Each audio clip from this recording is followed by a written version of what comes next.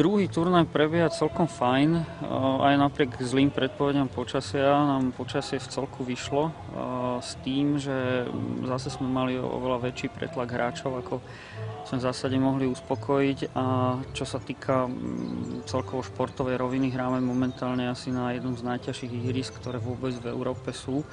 Takže hráči sa dokonale môžu vyblázniť, ale v zásade máme pripravené pre nich dosť dobré zázemie, takže po výbornom športovom výkone sa môžu potom osviežiť a oddychnúť s tými benefitmi, ktoré sme pre nich pripravili. Jasné, je to náročné ihrisko, koľko tých hráčov? Tam bolo 77, ak sa nemýlim, Malecka, koľko bolo teraz? Momentálne ich máme cez 80, takže v podstate flighty boli naplnené, ale na prekvapenie tempo bolo dosť vysoké, aj teda z hľadiska toho, že slabšia skupina hrála v parku. V parku v podstate sa hrála dvakrát devina a hrálo sa samostatne Black River, kde je 12 jamiek, ale veľmi ťažkých jamiek. Čím ste vy osobne spokojní? Čo vás teší pri srdci zatiaľ po tých dvoch akciách? Čo ma teší, že nie vždy našim meteorologom vyjde predpoveď počasia, čo je celkom fajn.